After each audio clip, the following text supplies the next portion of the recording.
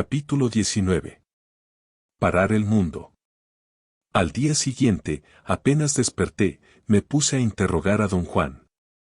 Estaba cortando leña atrás de su casa, pero don Genaro no se veía por ningún lado. Dijo que no había nada de qué hablar. Señalé que yo había logrado conservar la calma y había observado a don Genaro nadar en el piso, sin querer ni pedir explicación alguna, pero mi contestación no me había ayudado a entender lo que pasaba.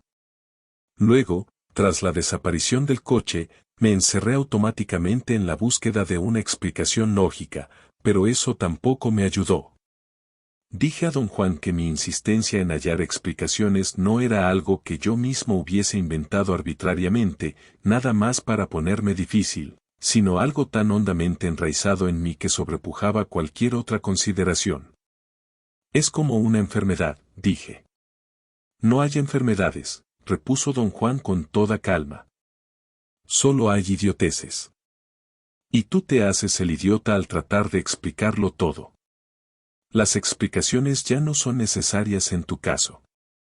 Insistí en que solo me era posible funcionar bajo condiciones de orden y comprensión. Le recordé que yo había cambiado radicalmente mi personalidad durante el tiempo de nuestra relación, y que la condición que hizo posible tal cambio fue que pude explicarme las razones detrás de él. Don Juan rió suavemente. Estuvo callado largo rato. Eres muy listo, dijo por fin. Regresas a donde siempre has estado. Pero esta vez se te acabó el juego. No tienes a dónde regresar. Ya no voy a explicarte nada. Lo que Genaro te hizo ayer se lo hizo a tu cuerpo, entonces, que tu cuerpo decida qué es qué. El tono de don Juan era amistoso, pero inusitadamente despegado, y eso me hizo sentir una soledad avasallante. Expresé mis sentimientos de tristeza. Él sonrió. Sus dedos apretaron suavemente la parte superior de mi mano. Los dos somos seres que van a morir, dijo con suavidad. Ya no hay más tiempo para lo que hacíamos antes. Ahora debes emplear todo el no hacer que te he enseñado, y parar el mundo. Volvió a apretarme la mano.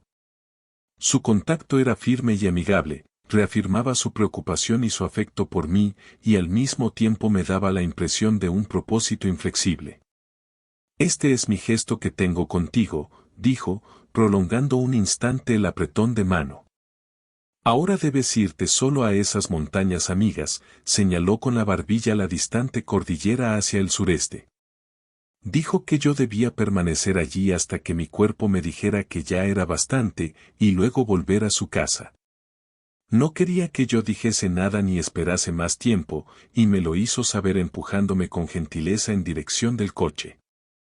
¿Qué debo hacer allí?, pregunté. En vez de responder me miró, meneando la cabeza. Ya estuvo bueno, dijo al fin. Luego señaló con el dedo hacia el sureste. Ándale, dijo, cortante. Fui hacia el sur y luego hacia el este, siguiendo los caminos que siempre había tomado al viajar con don Juan. Estacioné el coche cerca del sitio donde la brecha terminaba, y luego seguí un sendero conocido hasta llegar a una alta meseta. No tenía idea de qué hacer allí. Empecé a pasearme, buscando un sitio de reposo. De pronto advertí un pequeño espacio a mi izquierda.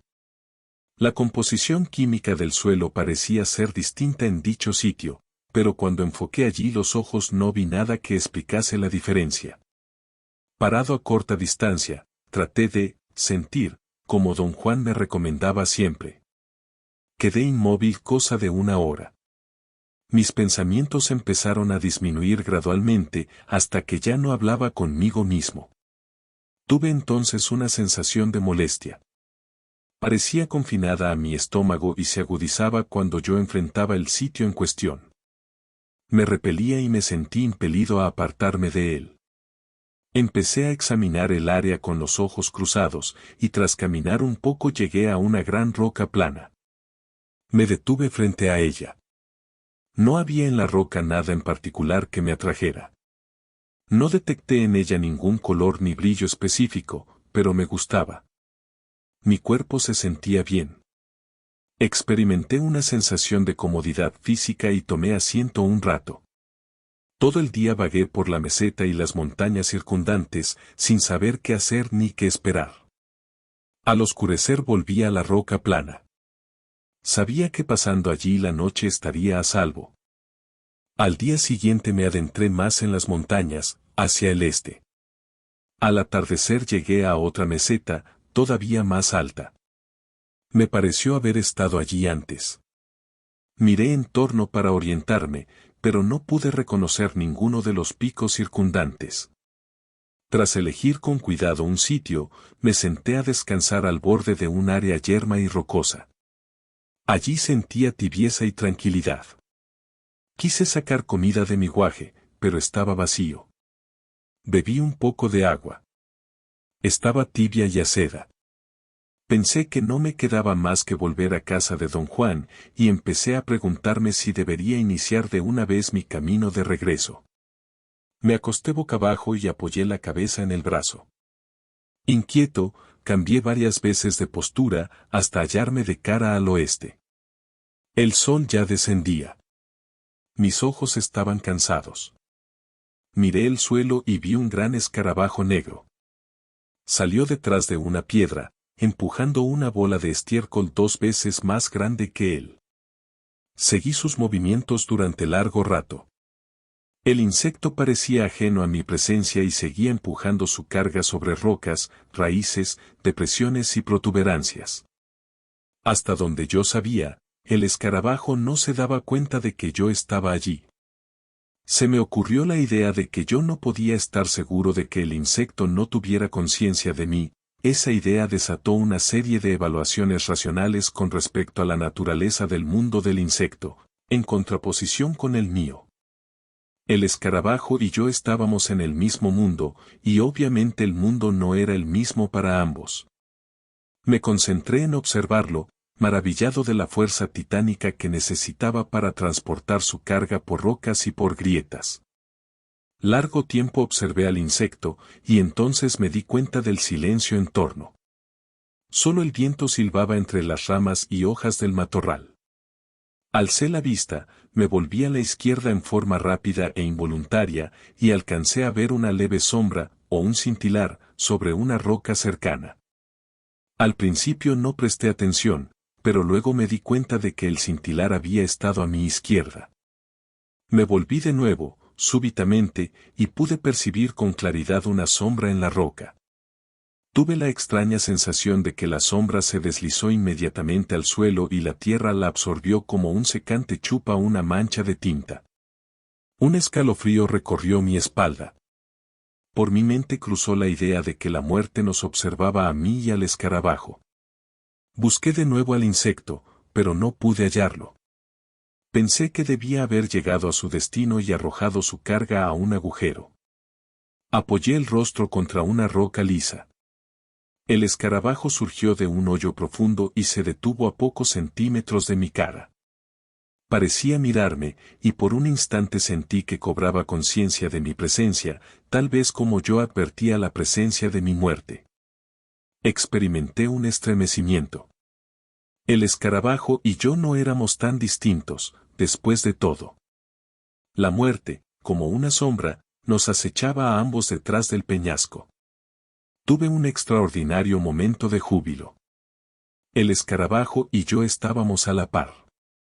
Ninguno era mejor que el otro. Nuestra muerte nos igualaba. Mi júbilo y mi alegría fueron tan grandes que eché a llorar. Don Juan tenía razón. Siempre había tenido razón. Yo vivía en un mundo lleno de misterio y, como todos los demás, era un ser lleno de misterio, y sin embargo no tenía más importancia que un escarabajo. Me sequé los ojos y, al frotarlos con el dorso de la mano, vi un hombre, o algo con figura humana. Se hallaba a mi derecha, a unos 50 metros de distancia. Me senté, erguido, y me esforcé por mirar. El sol estaba casi en el horizonte y su resplandor amarillo me impedía tener una visión clara. En ese instante oí un rugido peculiar. Era como el sonido de un distante aeroplano a reacción. Cuando me concentré en él, el rugido aumentó hasta ser un agudo zumbar metálico, y luego, suavizándose, se volvió un sonido hipnótico, melodioso. La melodía era como la vibración de una corriente eléctrica. La imagen que acudió a mi mente fue la de que dos esferas electrizadas se unían, o dos bloques cúbicos de metal eléctrico se frotaban entre sí y, al estar perfectamente nivelados el uno con el otro, se detenían con un golpe. Nuevamente me esforcé por ver si podía distinguir a la persona que parecía esconderse de mí, pero no detecté sino una forma oscura contra los arbustos. Puse las manos sobre los ojos formando una visera. En ese instante cambió el brillo del sol y advertí que solo veía una ilusión óptica, un juego de sombras y follaje. Aparté los ojos y vi un coyote que cruzaba el campo en trote calmoso. Estaba cerca del sitio donde yo creía haber visto al hombre.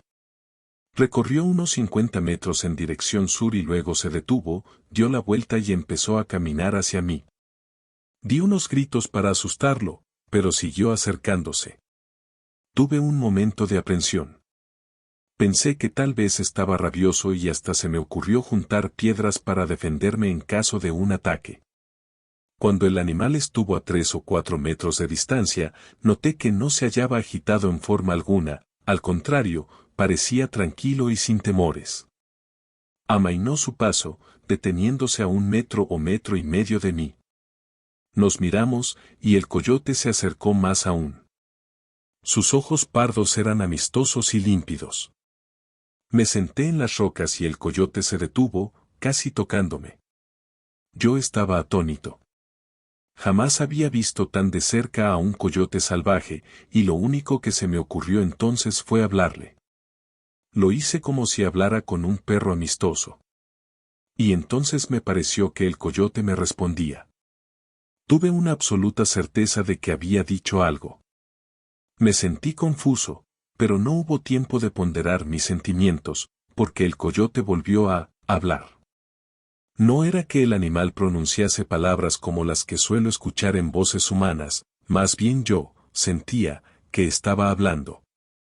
Pero no era tampoco la sensación que uno tiene cuando una mascota parece comunicarse con su amo.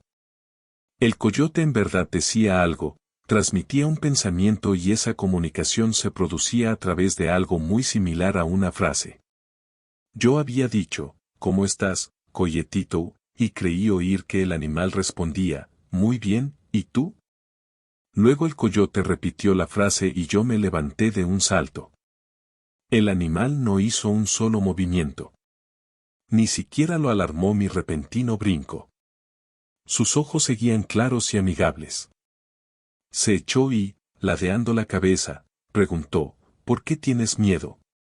Me senté frente a él y llevé a cabo la conversación más extraña que jamás había tenido. Finalmente, me preguntó qué hacía yo allí y le dije que había venido a parar el mundo. El coyote dijo, qué bueno, y entonces me di cuenta de que era un coyote bilingüe. Los sustantivos y verbos de sus frases eran en inglés, pero las conjunciones y exclamaciones eran en español. Cruzó por mi mente la idea de que me hallaba en presencia de un coyote chicano. Eché a reír ante lo absurdo de todo eso, y reí tanto que casi me puse histérico. Entonces, la imposibilidad de lo que estaba pasando me golpeó de lleno y mi mente se tambaleó. El coyote se incorporó y nuestros ojos se encontraron.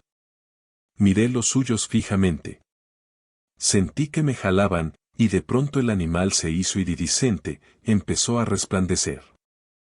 Era como si mi mente reprodujese la memoria de otro suceso que había tenido lugar 10 años antes, cuando, bajo la influencia del peyote, presencié la metamorfosis de un perro común en un inolvidable ser de iridiscencia. Era como si el coyote hubiera provocado el recuerdo, y la imagen de aquel suceso anterior, invocada, se superpusiera a la forma del coyote. El coyote era un ser fluido, líquido, luminoso. Su luminosidad deslumbraba. Quise proteger mis ojos cubriéndolos con las manos, pero no podía moverme. El ser luminoso me tocó en alguna parte indefinida de mí mismo y mi cuerpo experimentó una tibieza y un bienestar indescriptibles, tan exquisitos que el toque parecía haberme hecho estallar. Me transfiguré. No podía sentir los pies, ni las piernas, ni parte alguna de mi cuerpo, pero algo me sostenía erecto. No tengo idea de cuánto tiempo permanecí en esa posición.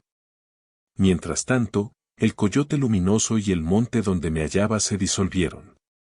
No había ideas ni sentimientos. Todo se había desconectado y yo flotaba libremente. De súbito, sentí que mi cuerpo era golpeado, y luego envuelto por algo que me encendía. Tomé conciencia entonces de que el sol brillaba sobre mí. Yo distinguía vagamente una cordillera distante hacia el occidente. El sol casi se ocultaba en el horizonte. Yo lo miraba de frente, y entonces vi las líneas del mundo. Percibí en verdad una extraordinaria profusión de líneas blancas, fluorescentes, que se entrecruzaban en todo mi alrededor. Por un momento pensé que tal vez se trataba del sol refractado por mis pestañas. Parpadeé y volví a mirar. Las líneas eran constantes y se superponían a todo cuanto había en torno, o lo atravesaban. Me di vuelta y examiné un mundo insólitamente nuevo. Las líneas eran visibles y constantes aunque yo no diera la cara al sol. Me quedé allí en estado de éxtasis, durante lo que pareció un tiempo interminable. Todo debe haber durado solo unos minutos, acaso únicamente el tiempo que el sol brilló antes de llegar al horizonte, pero para mí fue la eternidad. Sentía que algo tibio y confortante brotaba del mundo y de mi propio cuerpo. Supe haber descubierto un secreto. Era tan sencillo. Experimentaba un torrente desconocido de sentimientos. Nunca en toda mi vida había tenido tal euforia divina, tal paz, tan amplio alcance, y sin embargo no me era posible traducir el secreto a palabras, ni siquiera a pensamientos, pero mi cuerpo lo conocía. Luego me dormí o me desmayé. Cuando volví a cobrar conciencia de mí, yacía sobre las rocas. Me puse de pie. El mundo era como yo siempre lo había visto. Estaba oscureciendo, y automáticamente inicié el regreso hacia mi coche.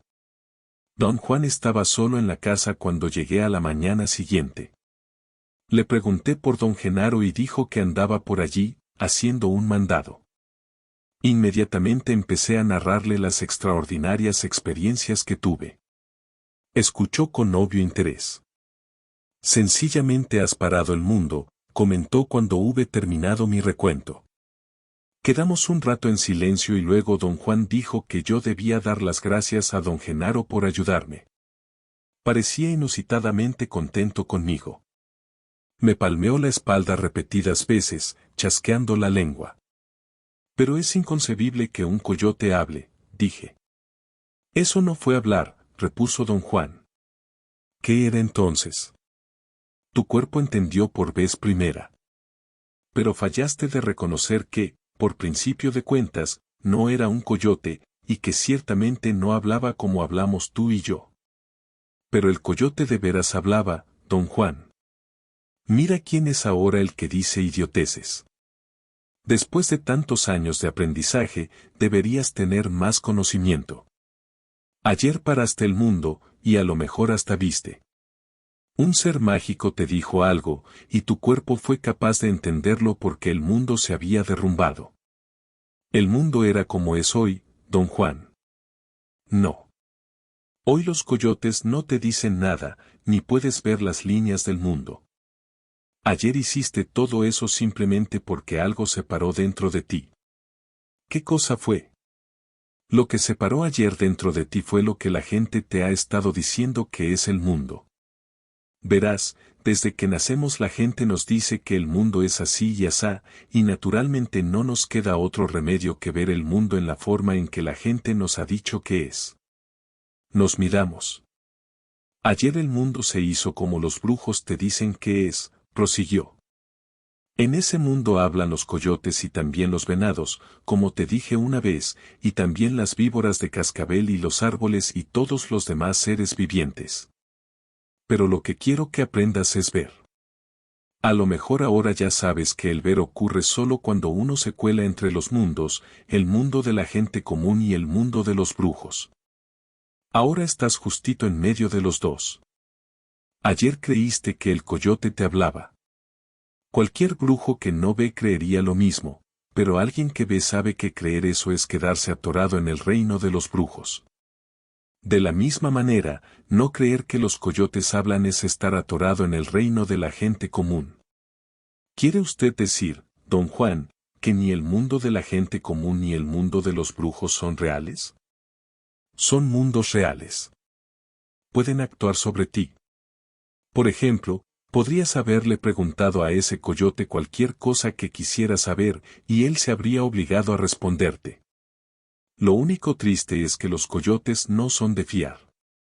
Son embusteros.